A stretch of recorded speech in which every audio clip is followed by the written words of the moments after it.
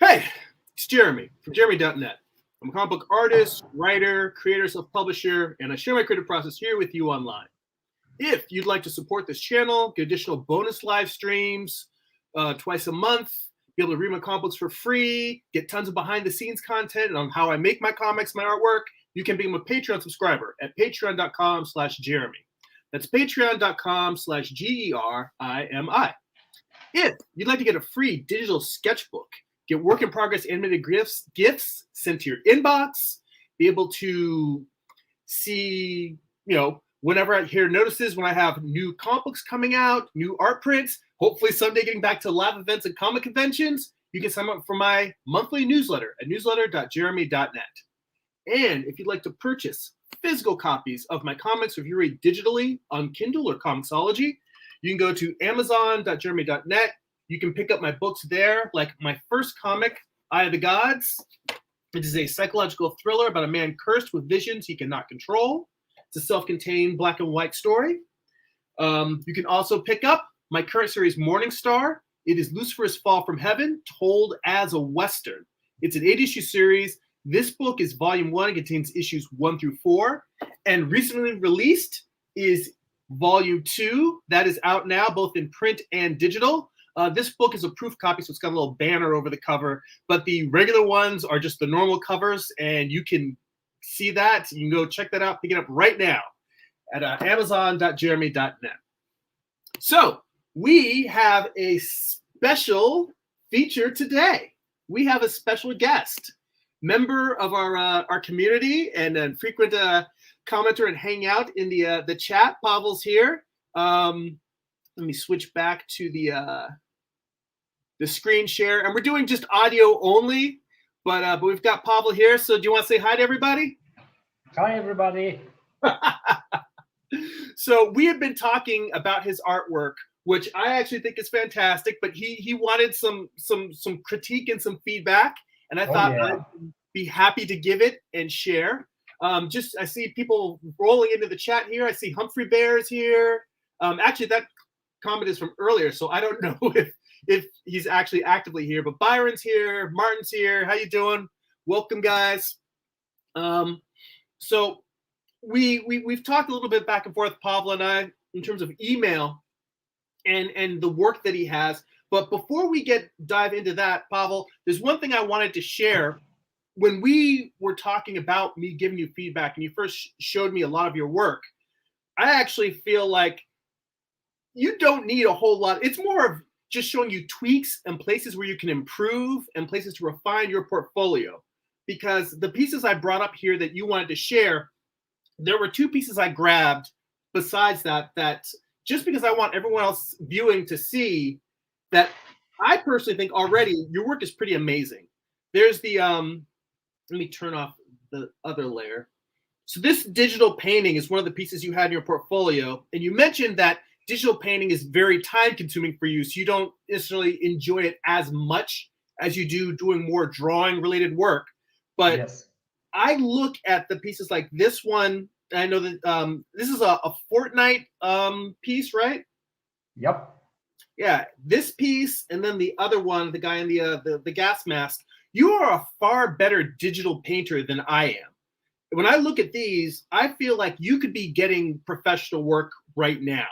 And I just want to make sure that publicly, just so we know going into this and everyone else watching can understand that we're talking about refining things, and kind of the same way that I'm always looking at my work and I'm saying, even if I do a nice piece, I'm like, well, I can improve this, I can improve that.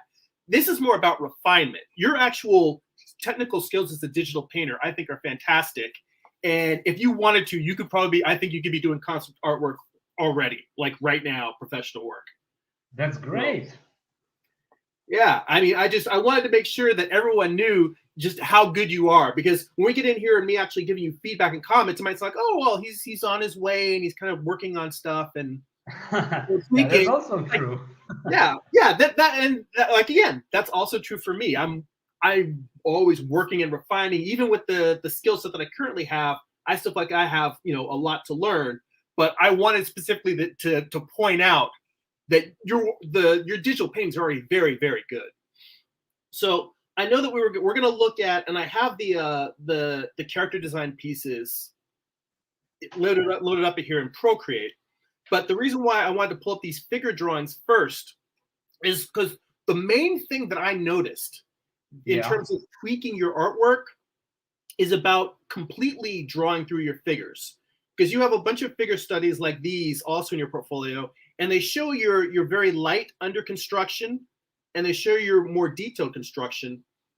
And these are good in the sense that you get down basic proportions and basic anatomy. But what I wanted to know from you is when I look at pieces like these, I'm trying to think of which one I kind of want to start looking at. Maybe this one of the figure twisting in the middle here, is that you do have a sense of the anatomy in your simple construction. But I'm wondering if when you draw them, hang on, I got to put on my little gloves so I don't activate the screen as my hand is resting on it. Let me see here. Make sure I got a new layer. All right, there we go. That'll work. So I'm curious, when you're drawing these figures, if you ever really look at them in terms of not just getting the edges of the form, but really creating let me see here, a three-dimensional cylinder where you're at least thinking of it in terms of the fronts and backs of each volume, like giving it a front and a side and a top, or in the case of a cylinder, a top end that's facing, an end cap that's facing you and an end that's facing away from you. Because it looks like your edges feel like that, but it seems like the masses kind of flatten out a little bit more, sort of like how anime tends to be very two-dimensional and very, very flat. Not in a bad way, but not in a bad way, but just in terms of the style of anime, you don't necessarily get as much of the fronts and sides of forms. And that, I know they don't have a lot of. We're talking about anime as an animated movies. I know they don't. At least I think. I haven't seen much line weight, so it's kind of the line art is flattened, but I don't actually understand that it is that the anime may be flat, two-dimensional. Well, I try to think about the forms as in three-dimensional. As a matter of fact, several years I was building figures with primitives, but I kind of, it led to stiff results. So I kind of tried to like wing it or scribble it down. Now that I think about it, it does look a bit like, it's like a projection of a 3D form onto a flat screen, and it ends up being more flat than it should be. It's like, I think I know what you're trying to tell me here. Yeah, it's because that's the thing in terms of just scribbling it and getting first off, your figures feel very animated in a good way. They feel very alive. They don't feel stiff. And I think that is probably because, like you said, you felt like you were getting a certain stiffness by doing the constructions. But it's a balance in that, as I'm going through here, the way that I'm going through on this figure, and just, it's not necessarily that these lines that I'm putting here in these primitive constructions need to be in the final line, but what they do is, what it is that sometimes I will notice that the actual anatomy on your figures and some of your character designs, that the overall edge, oops, my tablet's slipping off my table here. Let me clip that down. The anatomical details or the folds on the clothing don't necessarily match the outer structure. So it's more like you have a really strong silhouette to your characters, and the silhouette feels like it has the proper, close to the correct proportions, and it has the energy of what the figure is doing. but some of the features on them, whether it's facial features or the muscles, they don't feel like they are conforming to that larger structure. And that's where the drawing through the primitive, so you're really trying to make it feel like a three-dimensional object that you're looking at. That's the advantage of doing that. And I'm wondering if there's a way to combine the very strong silhouettes and the sense of figure and gesture you have with a little bit more construction. So maybe what I'm wondering is if you tried construction for a while and you saw that there was a downside of making them stiff, maybe trying to work a little bit more construction back in on the features just so that they can seeing if you can bring a little more construction back in without losing the fluidity, without losing the sense of gesture you have. That's the main thing in terms of me sketching over this little figure that I'm trying to get at, is that it can use a little bit more structure. And I agree that it is difficult to do this without making the figures feel stiff. It is hard. It's very hard. But the hard stuff is the stuff that makes good art, the stuff that people have trouble with. I think like this, I switched over to this figure that's sitting up, that's laying down but raised on their shoulders. This is a good example of trying to make sure that the upper torso feels connected to the lower torso, and that the foreshortening that happens as the rib cage is in front of the pelvis, and then the legs are going behind the pelvis, trying to capture that three-dimensionality. It is challenging, but these are the things that in your figures, if you can accentuate that a little bit more and just make them feel a little bit more structural, when you put muscles on them of different body types, maybe whether it's a slender female or a muscular male or someone that's heavy set, being able to really make those things feel like three-dimensional masses will make whatever type of clothing or muscles you put on top of that figure, it will make them feel much stronger. Okay.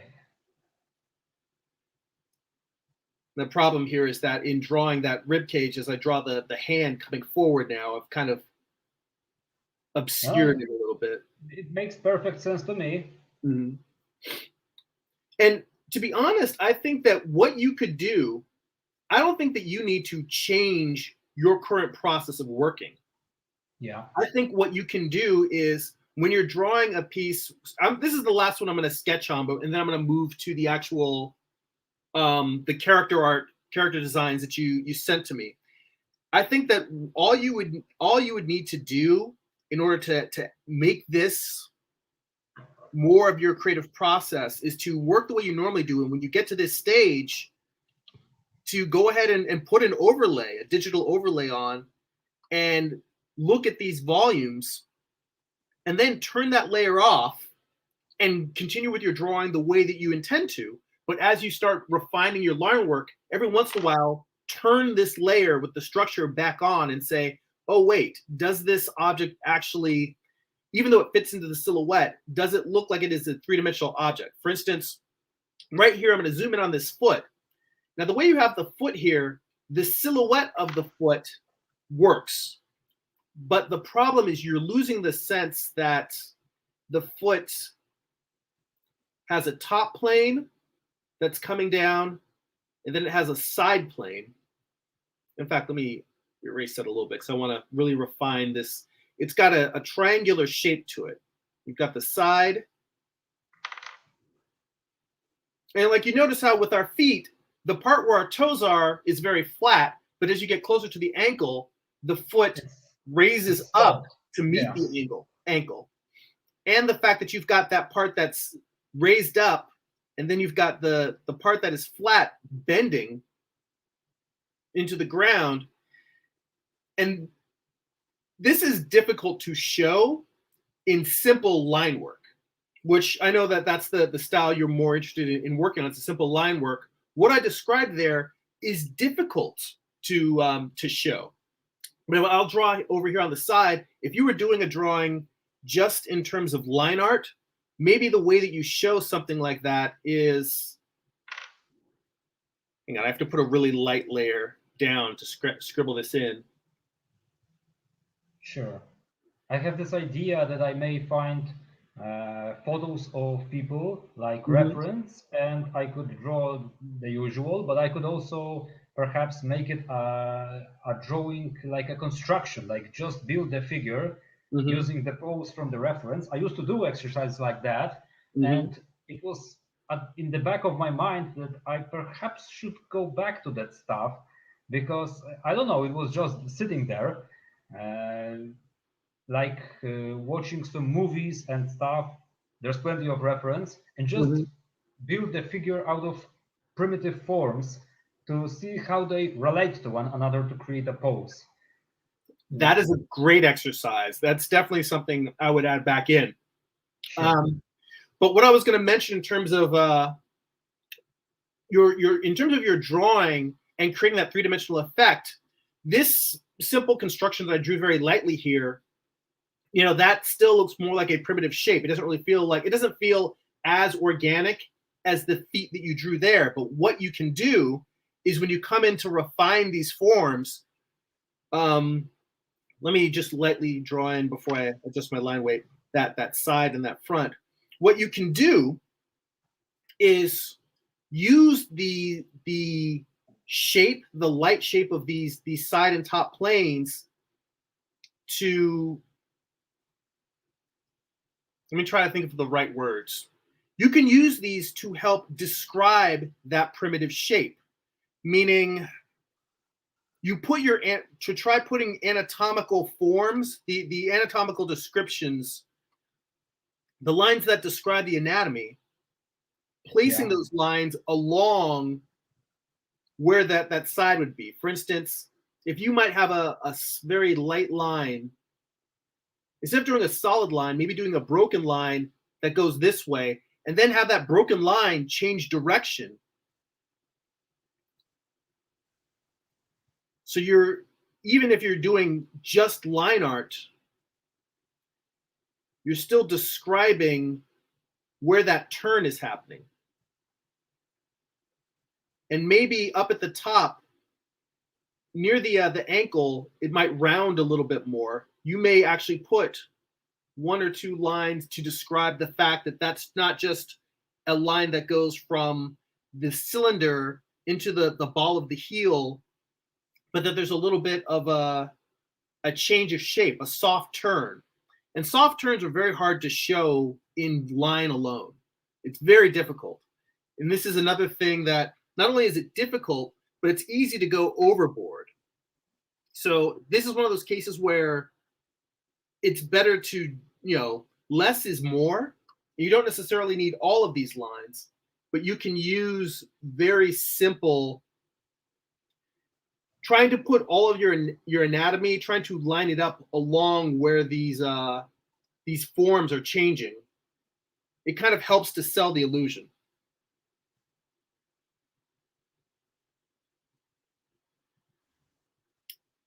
Actually, looking at this, I'll tell you what really works better is the fact that you kind of gave it the sense when you drew the original one. If I turn this layer off, on the original one, you kind of gave them a little bit of like a slipper shoe there.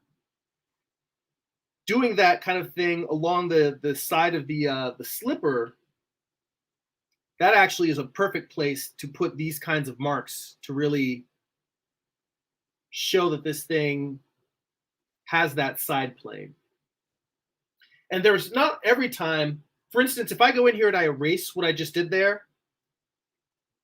it still works like what you had before.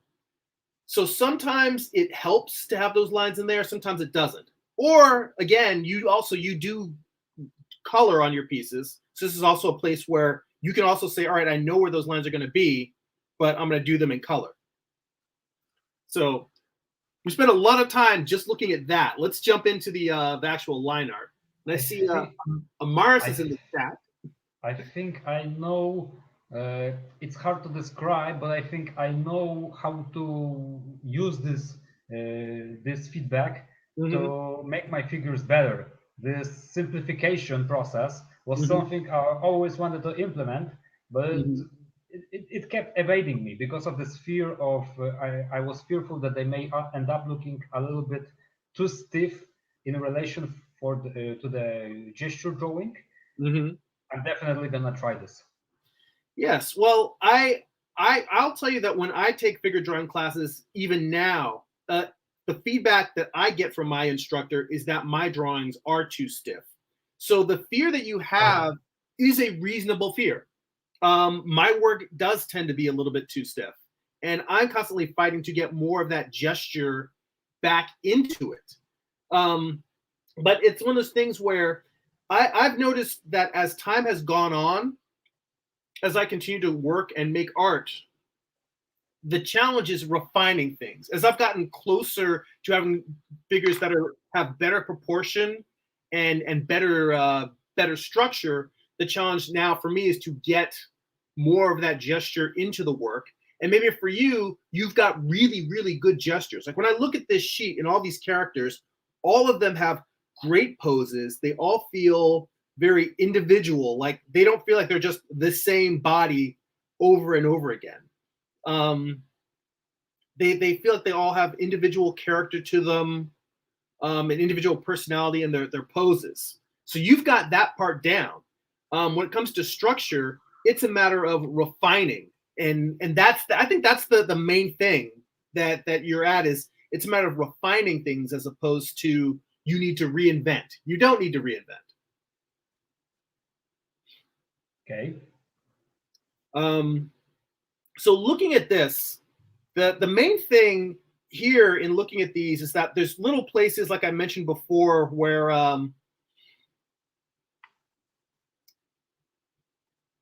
little bits of say the proportions being off. Like for instance, this figure in the middle holding the digital tablet.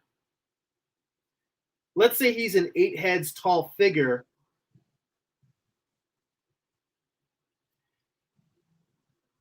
His head feels like it's a little bit small in proportion to the rest of his body.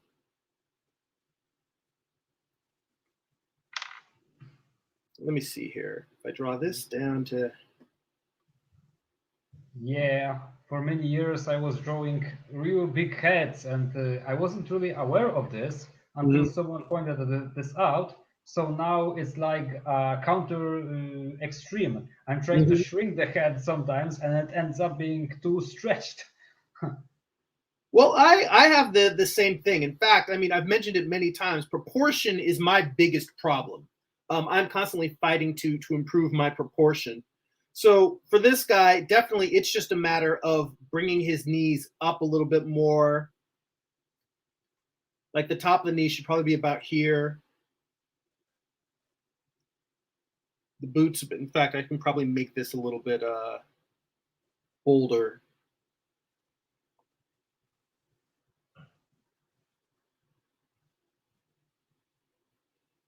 I think I posted this picture on a Facebook group, and Mhm. someone suggested that his legs are completely out of proportion, and I shrunk it, and Mhm. they said that it looked fine, except maybe it's a stylistic thing, but when I squashed the legs, it kind of looked, it didn't have the same like feeling to it.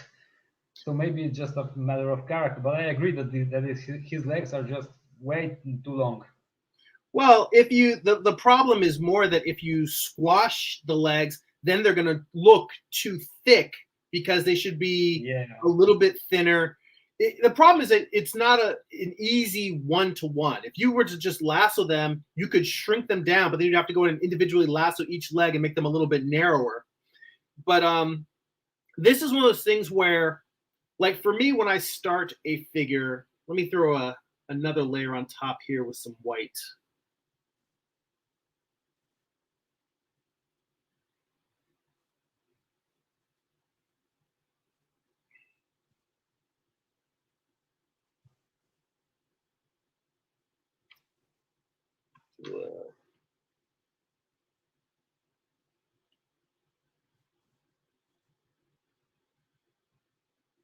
I'm just throwing this on here so that I can draw.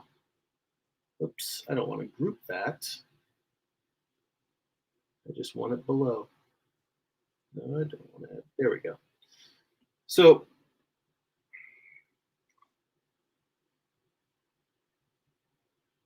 go back to red.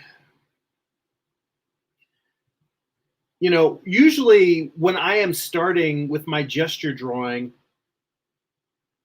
when I go into to refine the first thing that I'm thinking of two things at the same time. I'm thinking of what is the action that I'm trying to get down, but I'm also thinking very quickly about proportion because it's the thing that I have the most trouble with. And what I try to do is I try to really get all of this down in stick figure. So I'm almost like I'm trying to work out where are the points where I'm putting the major joints. So if I've got the pelvis there, you've got like a nice, let me drop the opacity down for a second. You've got like a nice S curve, not an S curve, but like a nice curve in terms of the gesture of the character.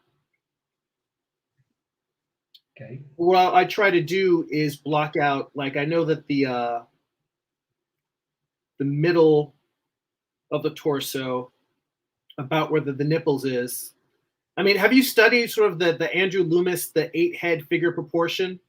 Yep. Yeah, so he kind of tells you, you know, the middle of the torso,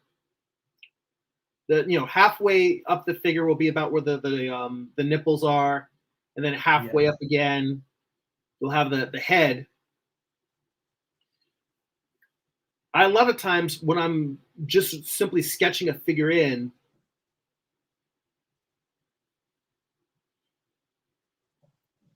as I'm doing my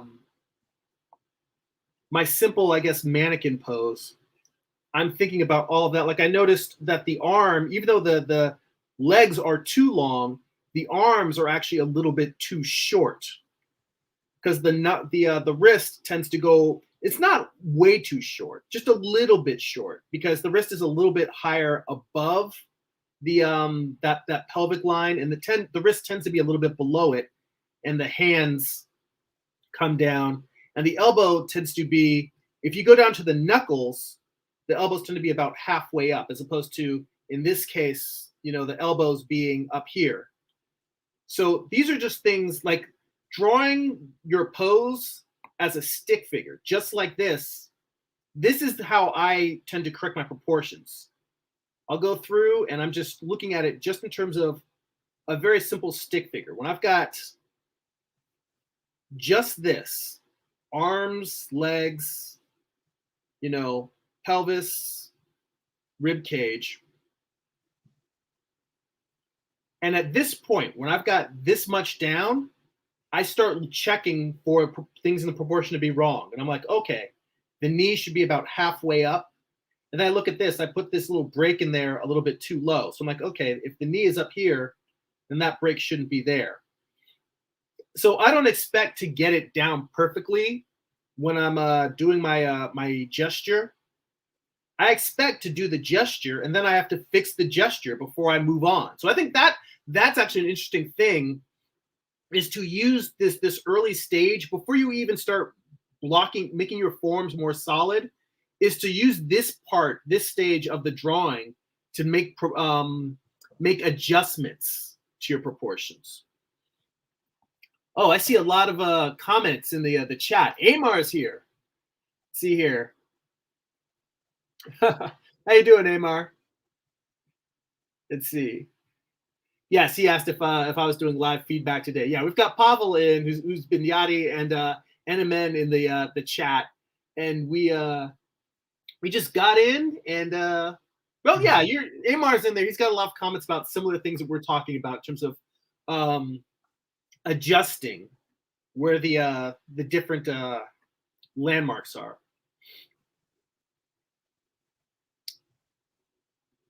I mean, a lot of times what I think about is, you know, we've got the rib cage, we've got the pelvis, we've got the arms and legs and head.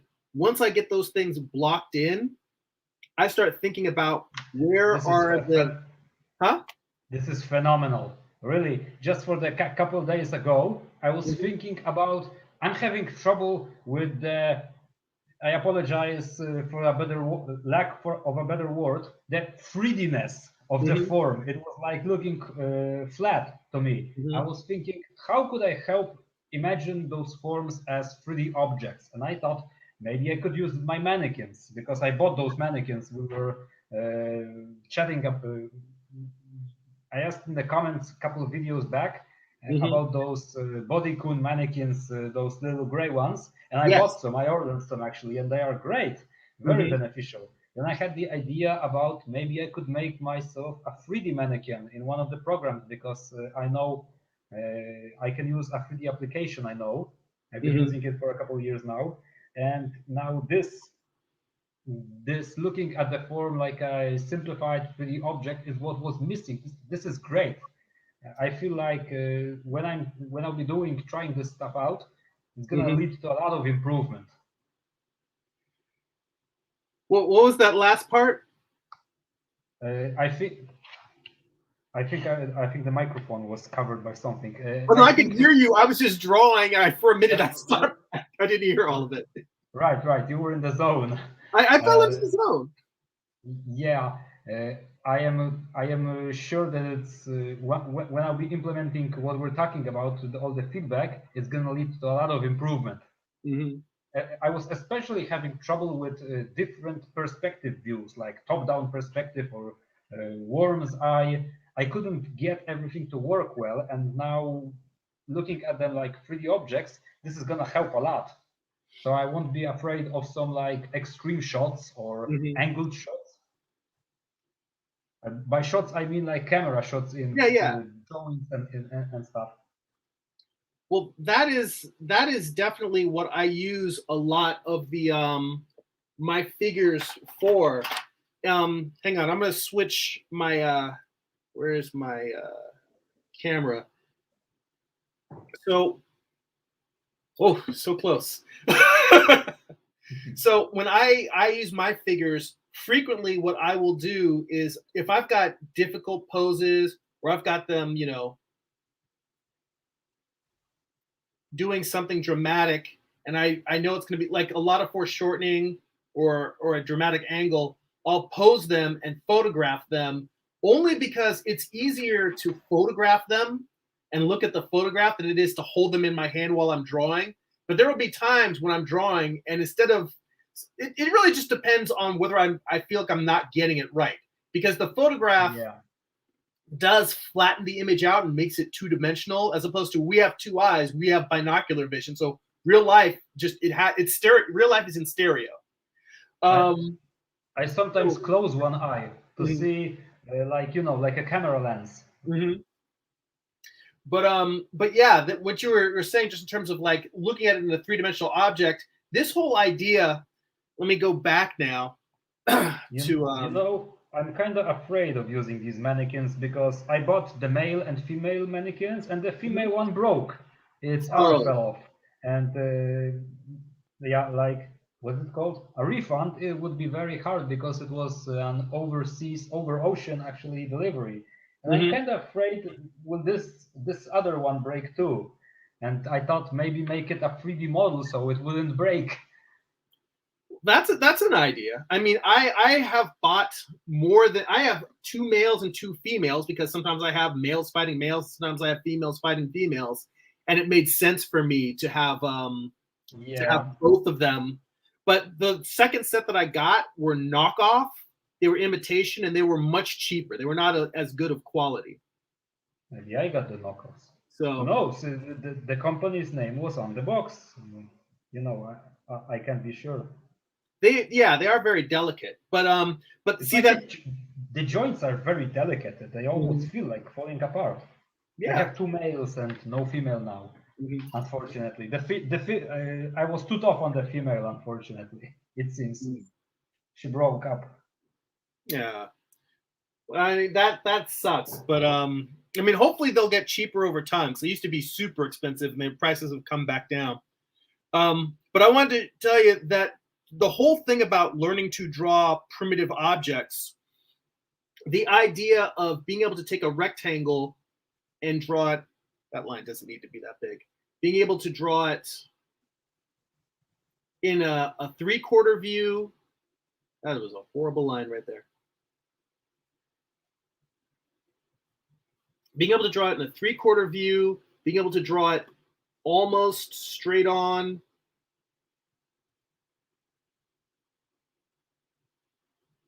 Being able to draw it tipped away from you. The ability to look at these shapes at any angle. Once you can tip a cube or a rectangle or a cylinder in any direction, what that allows you to do is if you're drawing a figure in that same angle, you can then place that figure, that simple 8-head high figure, inside of that box. And this is something that I took from Andrew Loomis. So this is definitely not something that I invented.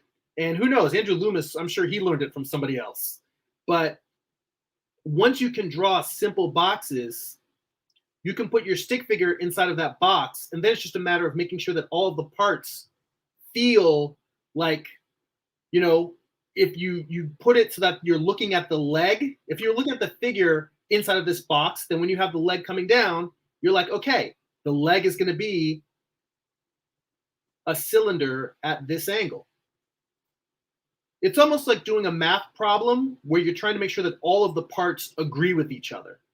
So, you know, in your mind, you might be thinking, well, a leg is shaped long like this.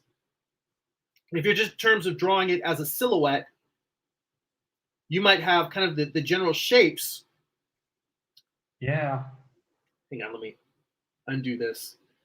That's what I usually think about. The muscles and how are they shaped? Mm-hmm.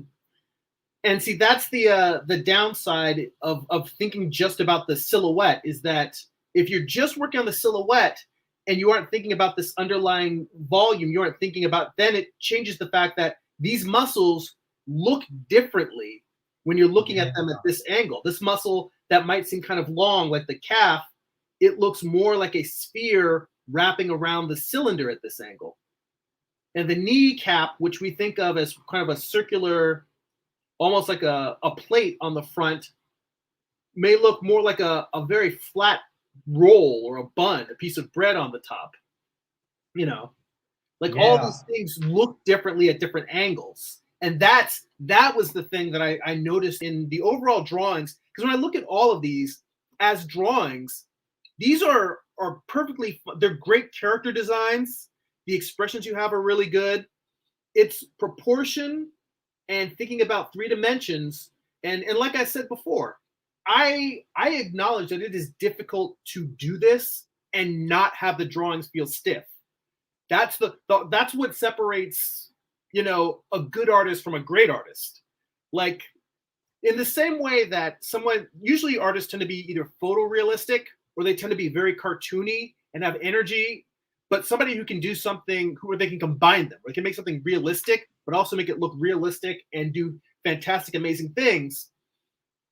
When you can combine 2 things that are difficult, that's what elevates your artwork. So being able to combine the energy of a figure that doesn't feel stiff and has a lot of gesture and life to it, to be able to combine that with structure. Normally people think they have to pick one or the other. It's structured, but it's stiff, or it's a little bit wobbly, but it has energy. If you can combine the structure and the energy, that's the challenge. So instead of thinking of it just so much as, okay, there's certain things I can do and can't do, think of it as, okay, there's a challenge before me. Like playing a video game, it's a boss. It's a boss to beat. And that's actually something I've talked to another member of our community, Negro Frazetta. He and I have talked a lot about the idea of using the challenges that we have as artists, the things that frustrate us, that we're trying to get better at, to think of those as levels in a video game. Because, you know, with art, sometimes we get frustrated and we can't make what we want. We're like, all right, I need to put down the pencil for a little while because I'm mad. When you play a video game, if you get your butt kicked on a level, you might throw your controller, but then you pick that thing up, you're like, I'm going to stay up all night and I'm going to beat this level no matter what, damn it. Why can't we think of our art that way? I don't know. I don't play video games except for one. Really, there are only two games that I play. One is Classic Doom, and it's not a challenge because I usually play user-made mods. And the other one is the classic Resident Evil. It's not even the remake, the original ones for PS.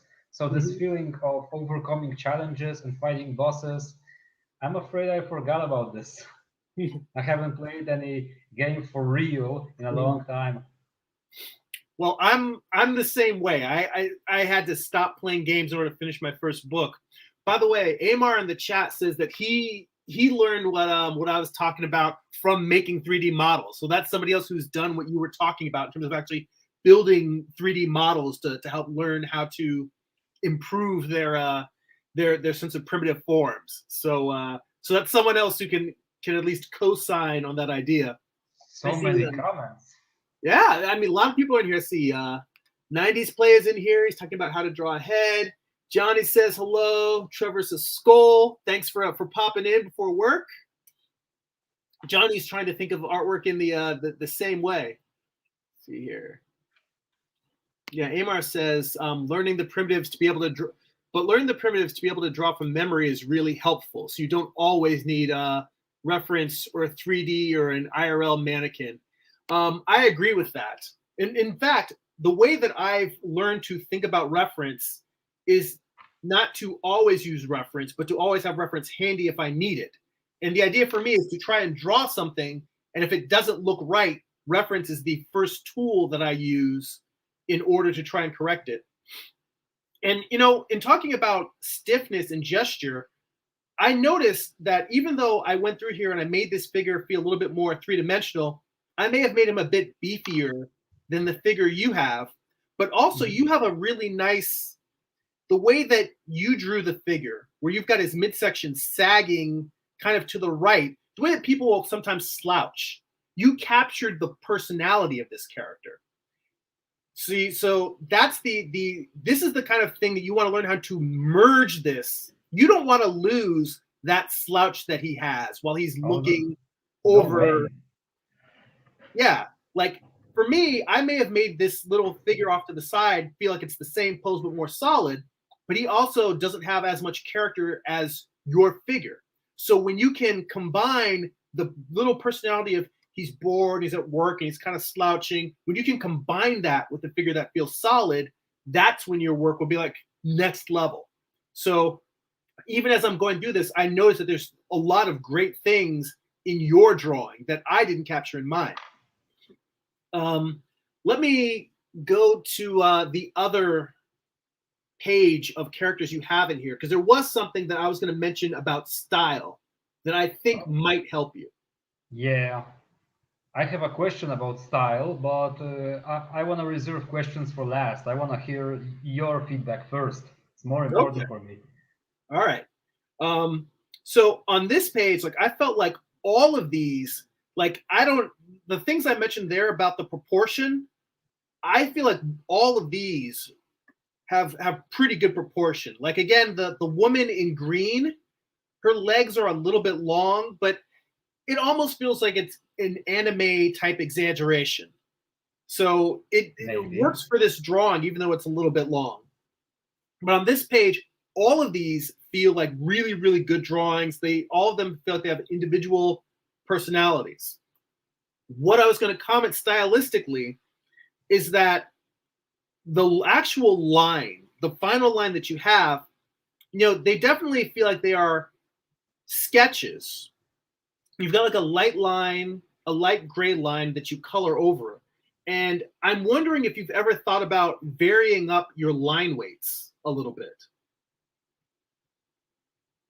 I used to do a black line that was thinner, but it was very difficult to control, and the whites were like all over the place. So I stopped doing that and just resorted to this line, which is more simplistic. But you're trying to tell me that I should perhaps try to exaggerate the weight of the line more, like accentuated? Well, what I'm thinking of is two things. Is to start by, first off, hang on, let me put a little layer of white on top of this. I'm going to do a quick digital inking on top of your drawing. Yeah.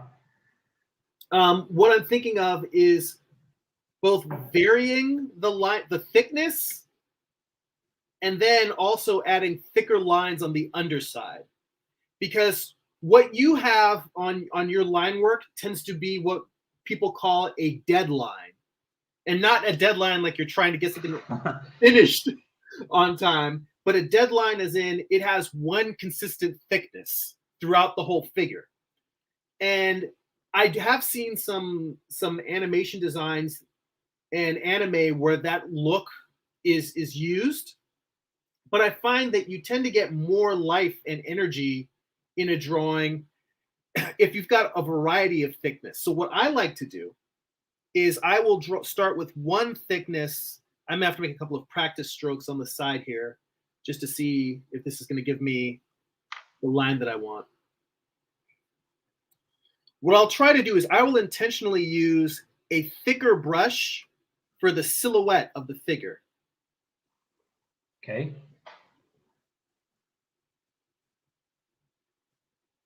And even when I'm using this thicker brush, I try to use, if you're using a tablet that has decent pressure sensitivity, I'll use lighter lines on the lines that are facing the light, and then thicker lines on things that are on the underside. Like when I go down to his elbow, underneath the gun and around his belly, I'll make that a little bit thicker. This pouch that he's got here, I may make that kind of a medium thickness, but then make the underside of the pouch thick. And then going to the other side of the figure, I might make the side of it, the lower part of his arm, thicker, then a little bit thinner going up, the underside of the sleeve thick. Basically, I'm treating it as if the light is coming from above him, the lines that are on the sides or facing upwards are thinner. And you can kind of see I've got a little bit of a pattern of thick and thin.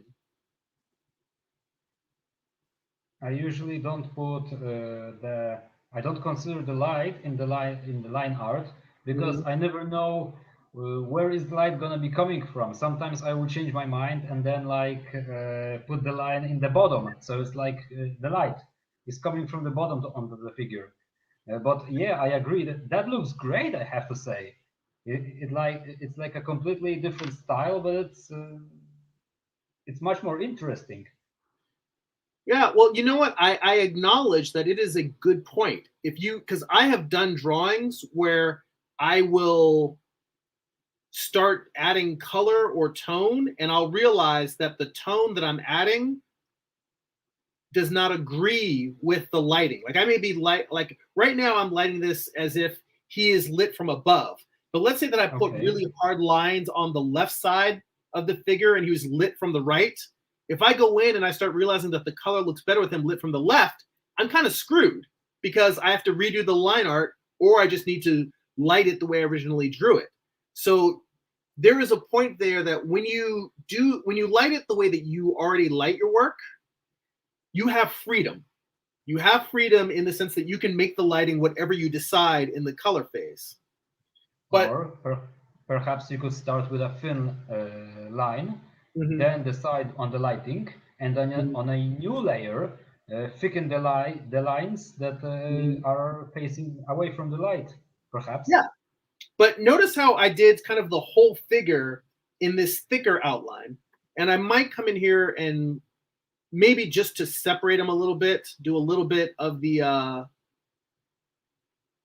face. Like I don't want to do too much internally of the figure because I like how this just gives you a strong silhouette. But once you get the major elements of the figure drawn in, to intentionally go to a significantly, it doesn't have to be a tiny brush, but now to go in and do all of the detail inside of the figure using the exact same approach, but I made my brush smaller now. And you'll see that by using a smaller brush, the lines inside of the figure don't fight with that strong outline that he has.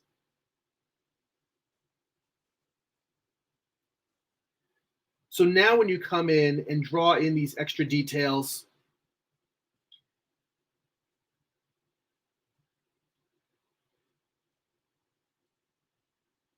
this is more actually about inking. Even though we're drawing digitally, this is sort of an inking technique. But it's just the idea of using that difference in terms of thick lines and thin lines. You want to use your thicker lines to define the major shapes. Basically, it's almost as if you were drawing the mannequin of the figure. That's what you're using the thick lines for. So you can always go back in and let's say you want to really separate out not separate out, but you want to draw a distinction between the silhouette of the gun against the overall figure's arm. You know, this line might be a little bit thicker in comparison to, say, the difference between the figure's gun, between the figure's fingers and his glove.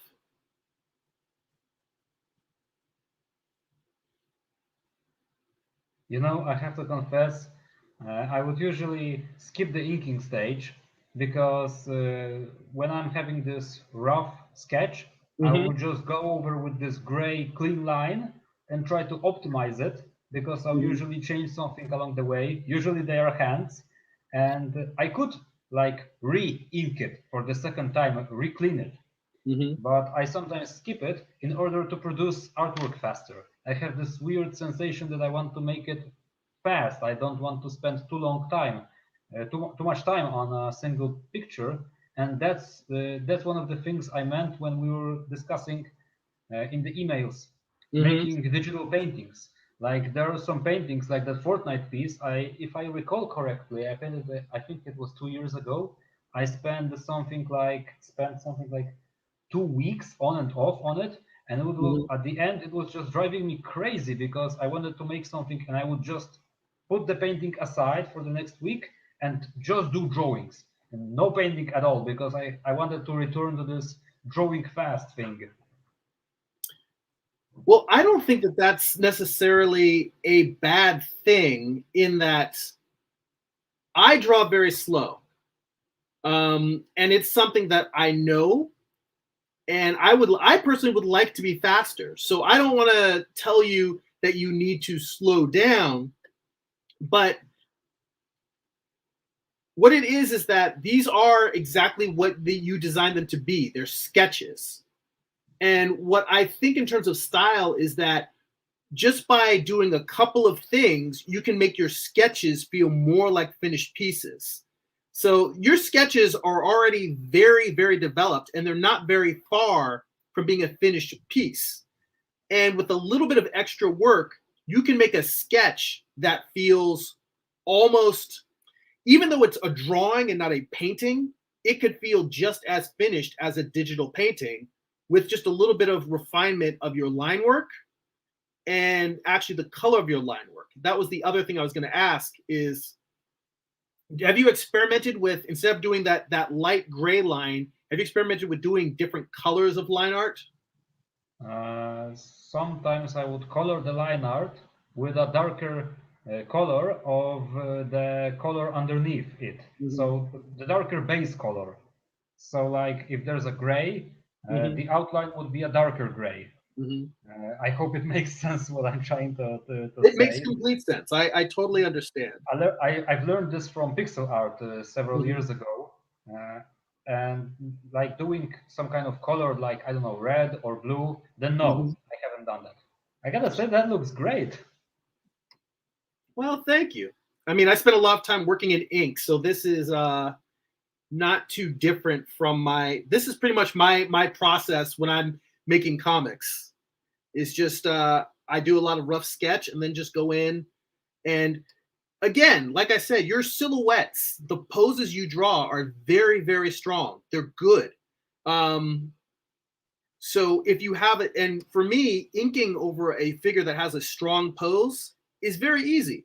because it really is. I mean, we joke about tracing, like, ink. There was an old joke from a Kevin Smith movie about inking being just tracing. But What was it, Jay and Silent Bob? you know what? They may have revisited the joke there. It was originally in Chasing Amy. Oh. But they may have done that joke again in Jay and Silent Bob Strike Back. I actually haven't seen. I've seen a lot of his early films. I haven't seen a lot of the later ones. But when it comes to inking, if you have a strong figure underneath, in comic books, sometimes people are inkers, sometimes they are what's called finishers. And a finisher is somebody who goes over a rough sketch. So the pencils are not as tight as, say, Jim Lee or some comic book artists who do very, very tight rendering where you've got every line and all the hatching. Finishing is just a matter of coming over a loose sketch and you're making it a finished drawing.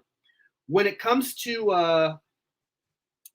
you know what, I'll tell you, the pouches I'm drawing here probably don't look as good as the pouches that you drew. I'm probably gonna, I don't think I'm gonna finish drawing all of those, because in order to make them look good, I would actually have to come in there and I would have to focus a little bit more than I think I can while I'm drawing and talking. I'm looking at them now and I feel like I'm not necessarily, but you know what, part of it I realized I was just sort of slapping them in there. If I actually pay attention and make them feel volumetric, that's what they need. I actually need.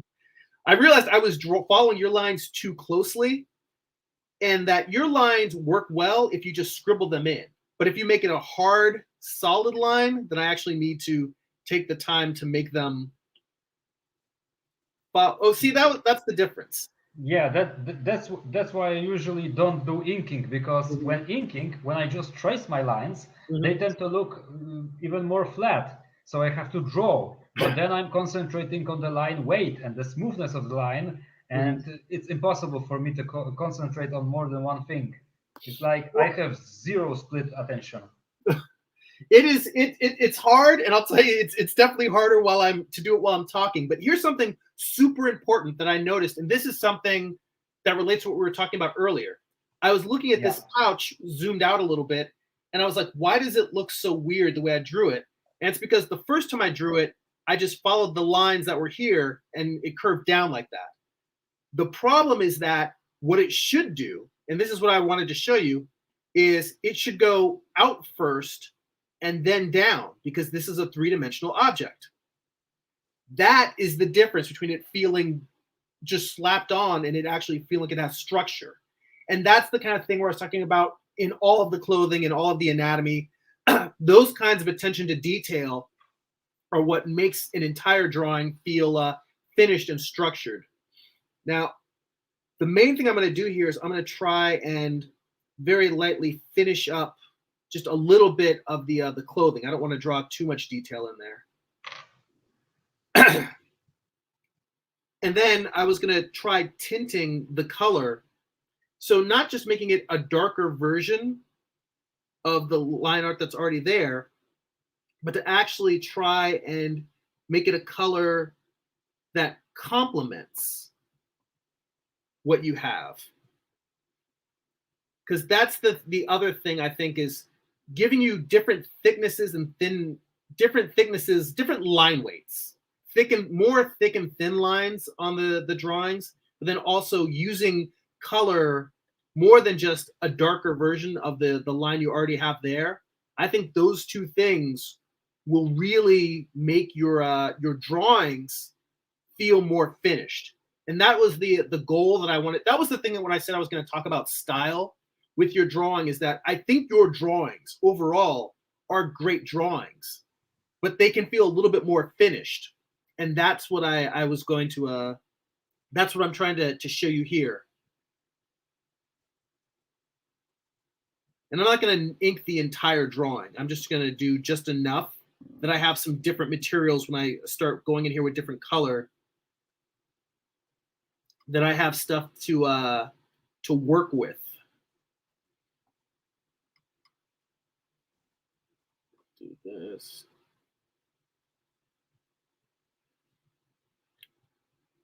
You draw very good technical gear, by the way. I've learned anatomy late. It was the last thing I've learned. That's why I'm so fixated about muscles. I'm thinking about anatomical charts and not Mhm. the 3D shapes of the figure, like breaking it into primitives. One of the first things I've learned to draw was perspective and Mhm. mechanical objects. So it's just it's easier for me to draw mechanical objects, but characters are much more interesting than like drawing robots or cars Mhm. or things like that. Well, I have an admiration for your mechanical drawings because that's, pardon me, I've spent most of my life doing figure work, and I've never spent a lot of time doing cars, vehicles, and that sort of thing. And I feel like I admire it whenever I see somebody do something well that I still struggle with. So I just wanted to tell you that I think you do very, very good mechanical elements. That's how I feel about your figures. I want to improve with anatomical stuff and just the confidence to be able to carry out my project through because you have released comic books, you have finished your projects, and I'm still struggling to begin my personal project. Mm. By the way, that was something when we were emailing back and forth. There was something that I wanted to mention to you that you were also still trying to figure out exactly. You still aren't sure whether you wanted to do a comic book, a video game, or what kind of project. Yeah. There are a lot of artists out there who you don't necessarily have to do some sort of special project. You can just make art and then make prints of the individual pieces you do and then make art books. You don't necessarily have to have a game or a comic book or a story. You can just make art and sell art, you know. Yeah, but there's this one story that I want to tell, and I'm thinking what would be the better medium.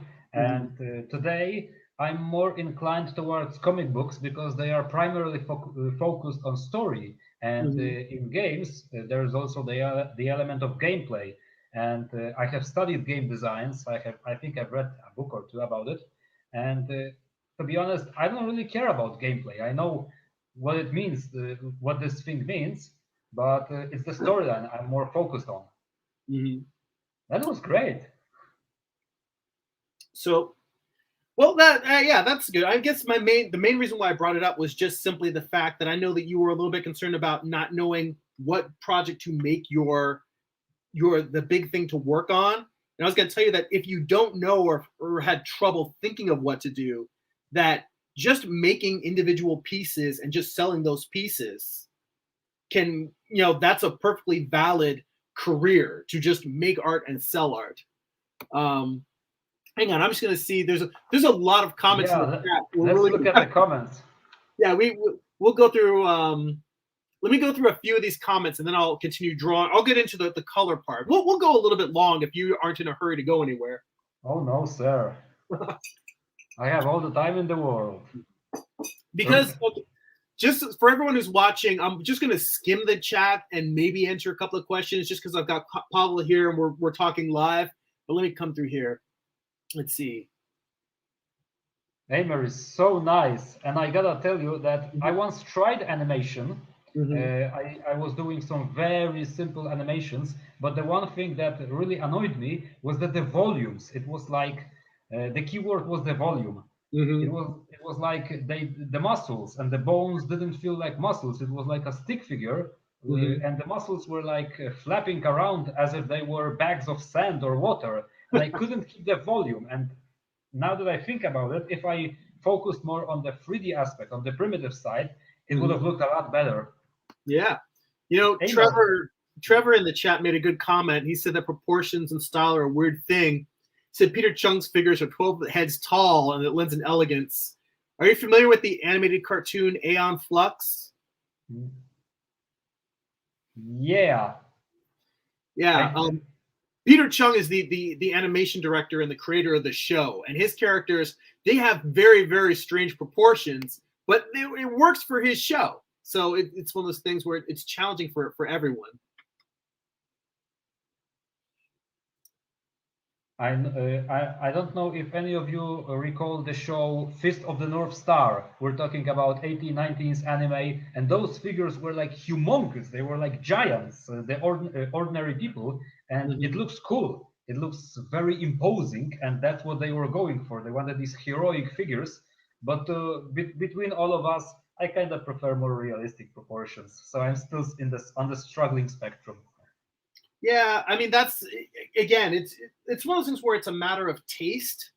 The people I see who intentionally distort things, like Jendi Tartakovsky, the guy who does Primal, and he did And Powerpuff Girls, yeah, yeah. Powerpuff Girls. Like his distortions work. They really work, kind of in the same way that Bruce Timm. They're not the same type, but they're both figures that are distorted. But they really that's the thing. The primitive volumes feel real, even if the proportions are exaggerated, and that's where the real the craft comes from.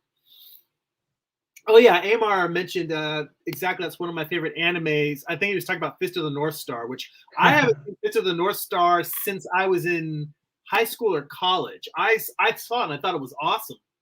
I haven't gone back and Yeah. watched it in a long time, but it blew my mind because it's just so over the top. Okay, let's jump back into the color. So what I Hokuto was Shiken. Sorry, I had to do it. yes, that was the main cry when he was in there just chopping people up. Um, And the violence, they were all exploding in the gyms. Oh my god, in a children's cartoon that was so over the top. Oh yeah, it was. It definitely wasn't a children's cartoon. There was a lot of sex and violence in there. I mean, children's. Oh yeah, just Yeah, it more so aimed at a teenage audience. But you know, when you see a cartoon, yeah, it's like the first thing that comes to your mind. Maybe it's a kids show. No, it wasn't. definitely not. So I went over here, and now I've got the hard black lines on this figure. And what I was thinking is, instead of just graying down or darkening the line, along with your strong line weights, to then come in and say, all right, let's say that we've got his skin tone here, to pick that skin tone and then say, all right, let's make a color that's a little bit darker red, and then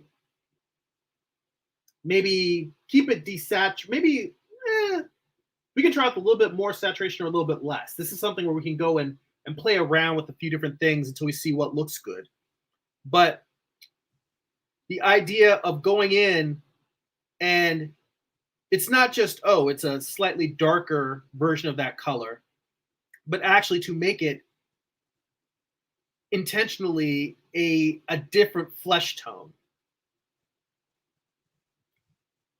So coming in here and now, because you can see underneath the difference between your gray lines that are darker versus, instead of a gray line, it's an intentionally a brown line. It's got color in it. It's more saturated. Yeah. Almost really, if you look at Walt Disney animation from the 90s, like The Little Mermaid, that's what I'm talking about, where you're going in and you're really giving the skin tone some color, some vividness to it. I think that this is something that, along with the line weights, can really take, because I'm doing a very, very fast version of it over your work. But if you were sitting here and saying, all right, it's not a matter of doing the length of a digital painting where you're spending weeks on it, but you're saying, all right, I'm going to spend an extra 2 hours on this drawing, 1 hour to get the line weights to really feel thick and thin, to have the figure feel, you know, like fixing proportion, adjusting the line weights, and then spend another hour going in and saying, okay, I'm going to make his skin lines this darker brown color. And then let's say like his belt and his pouches, you might come in and say, all right, I'm going to go in and take like an army green. Well, hell, I can take this green that's over here. And let me make this a little bit this green is probably a little too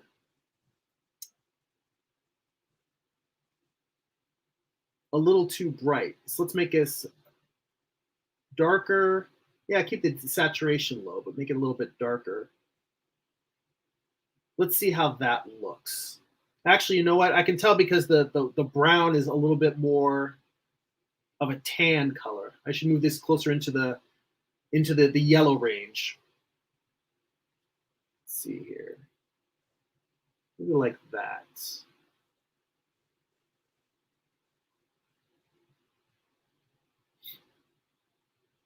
Somebody whose work is actually really good to look at for this is, are you familiar with the comic book artist J. Scott Campbell? Yeah. Yeah, he's somebody who, he doesn't color his own work. He works with a lot of really great colorists. But if you look at his work online and you look at the colors, his colorists very specifically tend to use this effect where they kind of Disneyfy his line art. This should probably be a little bit darker. That's not dark enough. But he's making the line art considerably thicker than mine. Mm-hmm. He's having these line whites very much exaggerated, if I recall. Yeah, they're definitely he's got like, it's definitely even more thick and thin than I have here. Yeah, thick and thin. Yeah, the line weights, that was the correct. I'll use line weights and thick and thin interchangeably. By the way, your grasp of English is fantastic. I've been talking with my wife about learning more languages because we want to travel more. And it's sad in America, like maybe some people will study one foreign language, but most of the people I know in Europe usually have 2 or 3 languages at least. And I admire that. I wish that, well, I speak a little bit of Spanish, but not even conversationally, just enough that I can, order food and, check into a hotel and get directions, but definitely not conversationally. In fact, I was there was years ago, I was traveling in Spain and I met a couple and was hanging out with them and having conversations at a bar. And because they didn't have much English and I had no, we met in Spain, but they were French and I didn't have any French. They had very little English. So we just spoke in Spanish because it was the only common language we had.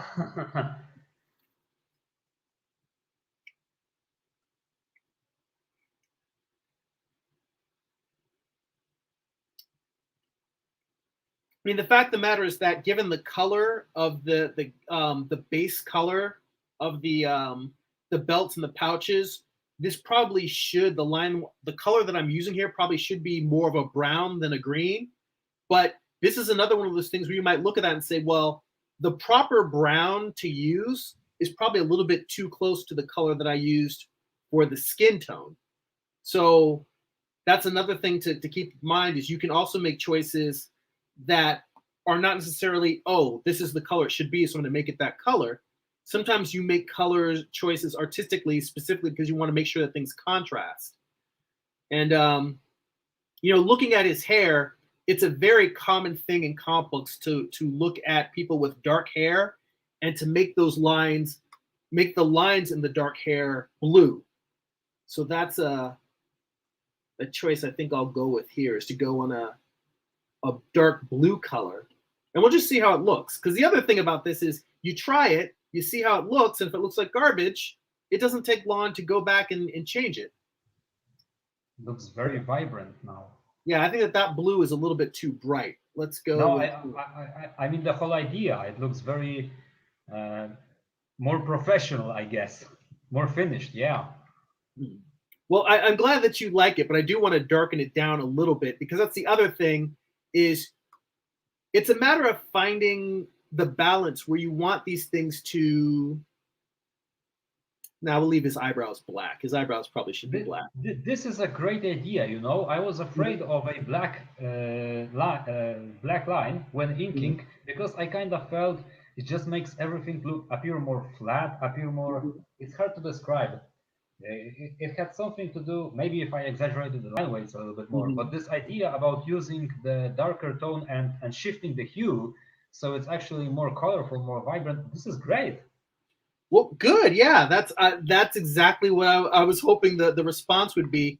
You are right in thinking that the black will uniform. That's the problem. Is it makes everything too uniform, too same across the board.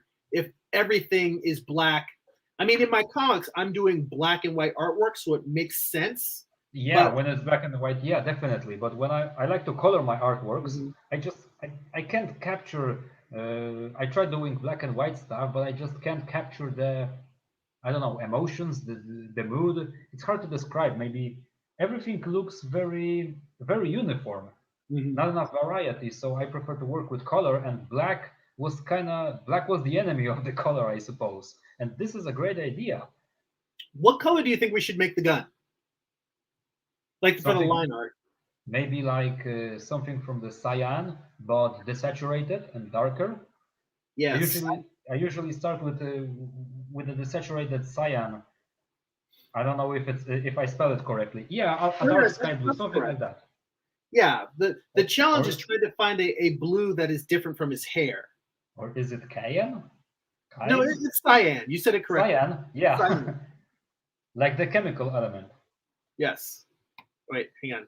And that's the other thing is you can also use this. It's like the fact that it's got the that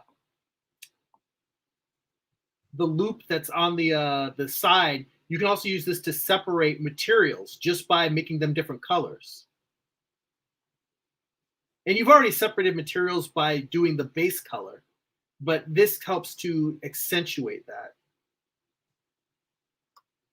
Or at least I think that on the top, that little piece that I left black, I thought that that was a strap on the top of the gun. That's how I interpreted that line. I don't know if that's what you intended.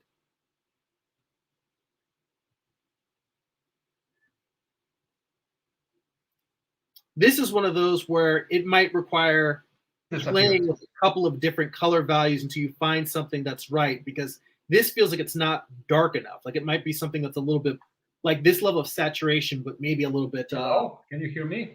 Yes, yes. Yeah, we had some kind of a connection It dropped out for a hiccup. second. Okay, Yeah, I the can hear screen you. went black.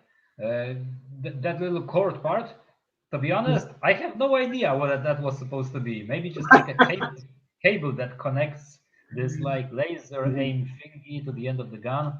mhm, I don't know. I would just sometimes strap this weird stuff onto the gun so it kind of looks more impressive, not exactly realistic.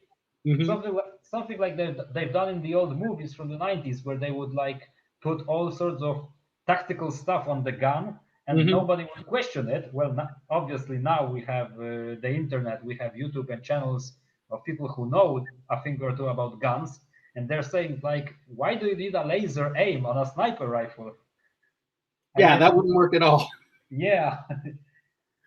But no, well, but that was the reason why I was asking is just because that's one of those things where the fact of coloring the rest of the line art and then leaving that, that color or even making it a different color, that alone can really make a piece pop.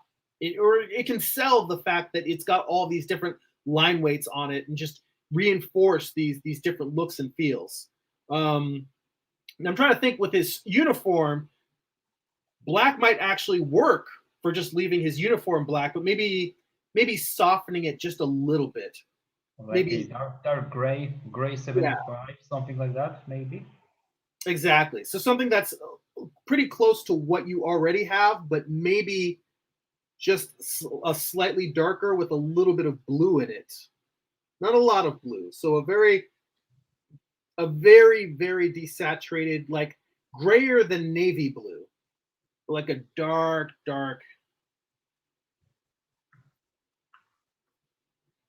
yeah, like this, where it's gray with just a little bit of blue, but very dark.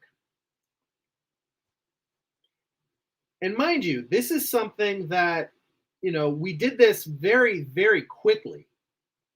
Imagine if you were sitting down and you were like, okay, I'm just going to spend 2 hours doing this. because I think that this, for me, I know that I communicated what I wanted to communicate to you, but I feel like even this is a rough version of just how good this could be if you were actually like spending. Because for me, I inked this incredibly quickly. I would normally spend a lot more time working on those line weights and those thick and thins and doing things like making sure all the pouches agreed. I would go in and like there's parts that I skipped inking.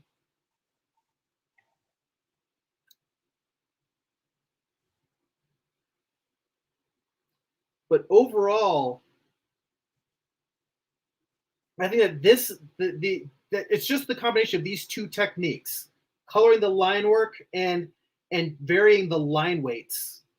I think that alone can make your drawing work, because you said what you're really interested in and what you enjoy is the drawing. As great as your digital paintings are, you'd much rather spend time drawing, and this can make your drawings feel as fit. People can still tell it's not a painting, but it can make your drawings feel so very finished. Okay, I'll definitely experiment with this. I love experimenting with various styles. Like, and if just comparing this to the other figures on the page, I've zoomed out now, but look at how much he pops in comparison to the all the other figures on the page. Or if I zoom in so that you've got him and the figure that's on the bottom, comparing them, you can tell that they're both drawn in the same, color palette, same style, but having those extra line weights and the color, that alone just sort of like pushes it to feel like more of a final line.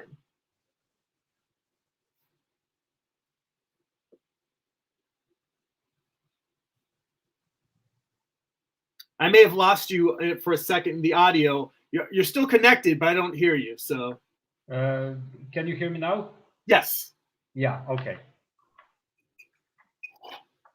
And everyone in the chat agrees. I'm glad everybody has such supportive comments. He's like, yeah, he definitely says.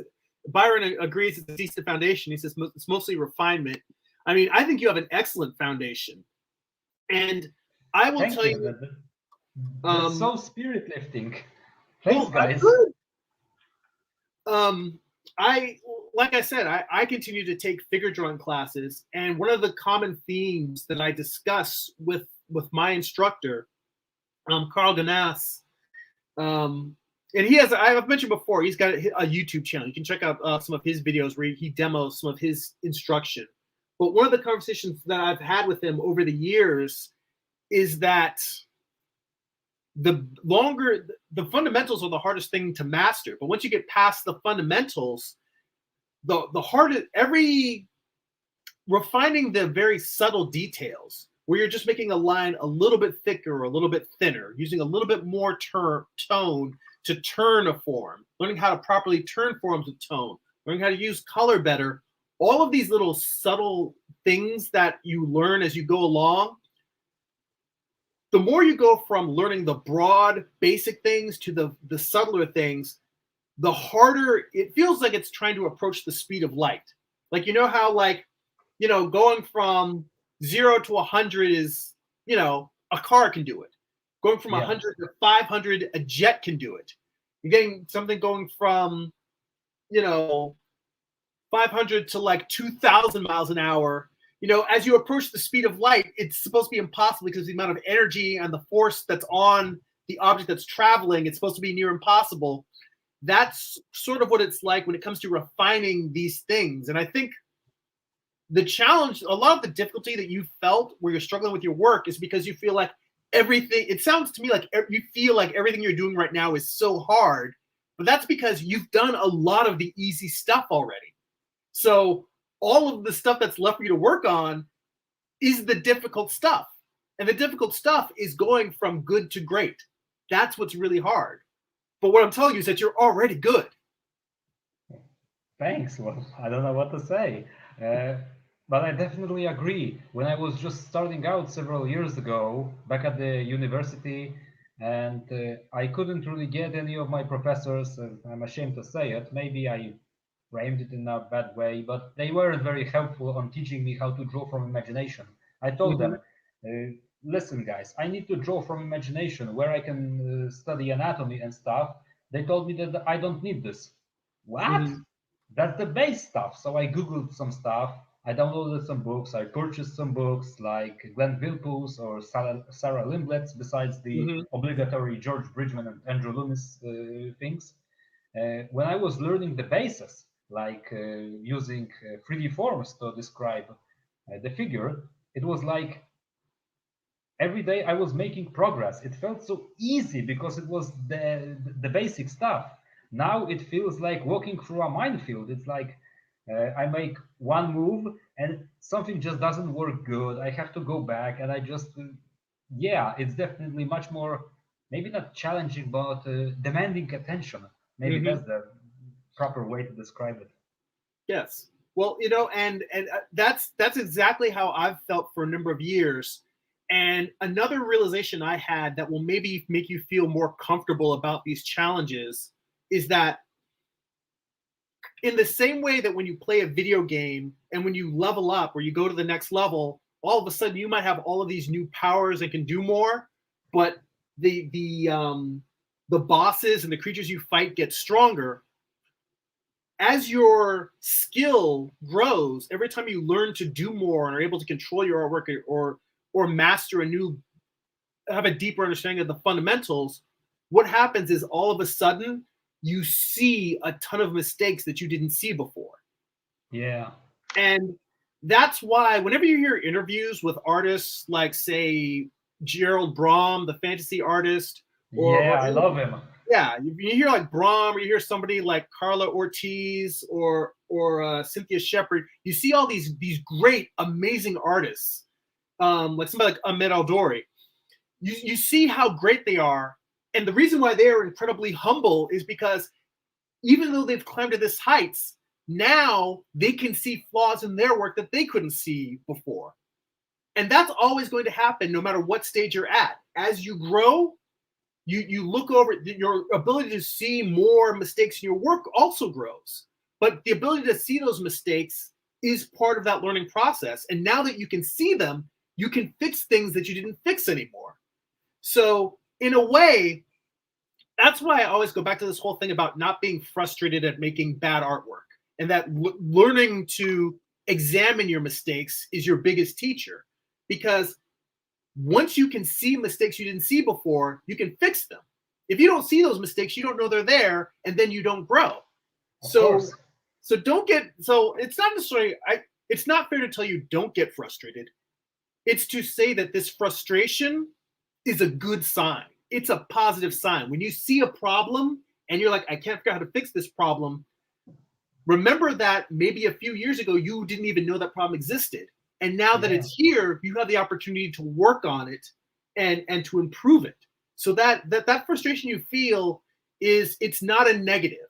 It's you're literally feeling your mind and your intellect and your hand-eye coordination pressing against the boundaries of your abilities. So that's all you're feeling. Kind of in the way that when you go running or jogging or exercise or lift weights, and you feel your muscles burn, they feel like they're on fire. And for a little while, you're like, oh my God, I'm going to die. I just want to stop. That burn that you feel is the same thing that you feel when you're drawing and you can't get it right, and you see the thing and you know it's wrong, but you aren't sure how to fix it.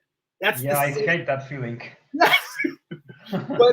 but in the same way that when you work out, once you're finished working out and you actually feel stronger, you're like, wow, that was worth it. And you're able to, working out might not be the best example because a lot of people hate working out.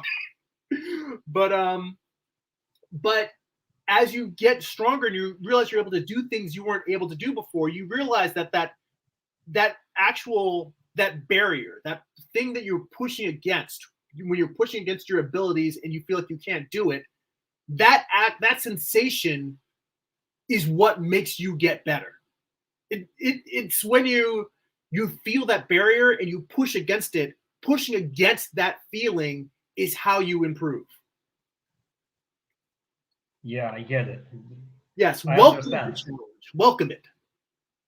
Yeah, it's just sometimes I'm so focused on I just want to finish a drawing. I want to just finish a piece, and then Mhm. this because I know that's how you grow.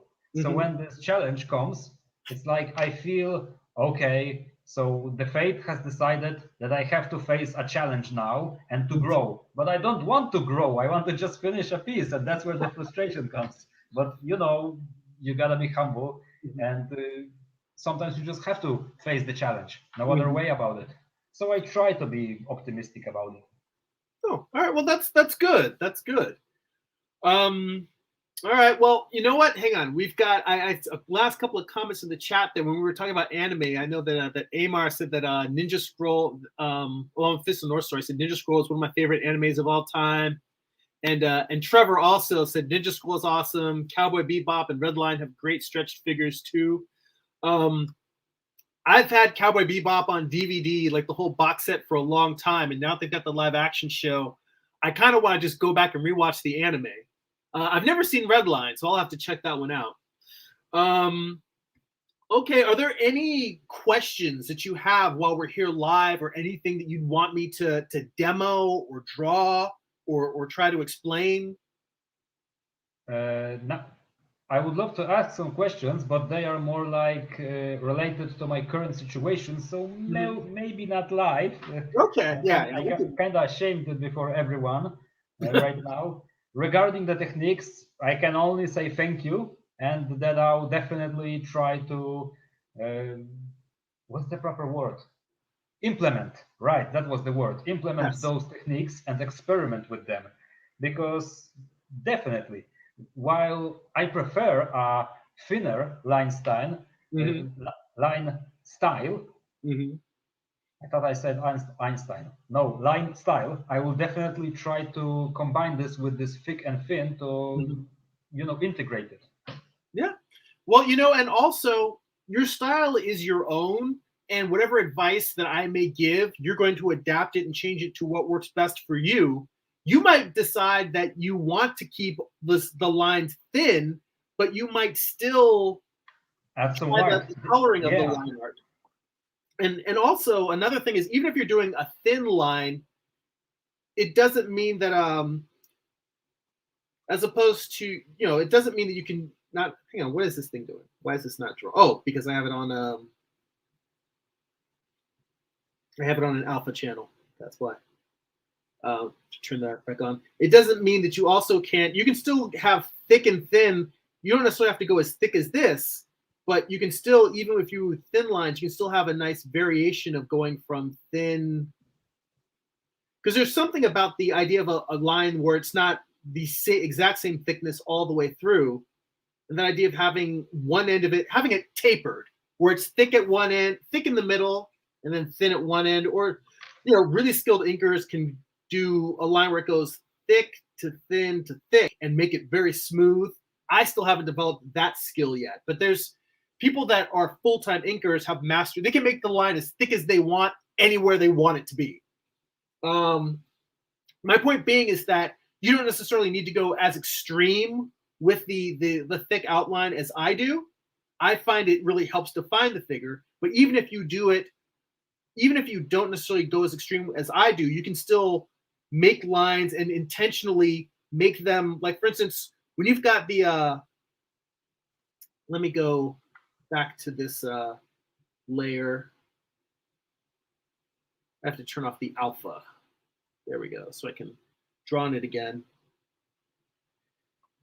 These little lines that I have right here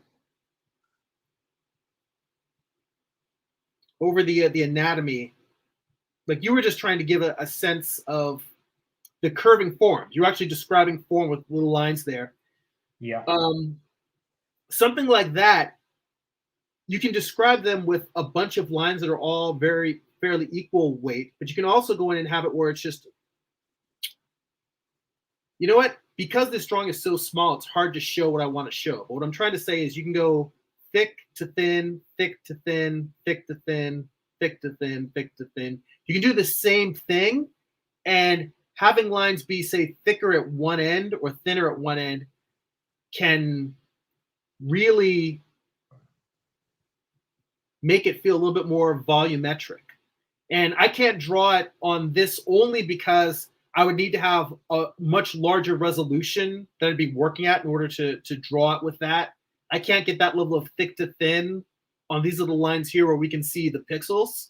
But if you were drawing on a 600 DPI canvas or a really big thing, then you can use a little bit of that, even if you're not doing very thick outlines versus thin interior lines.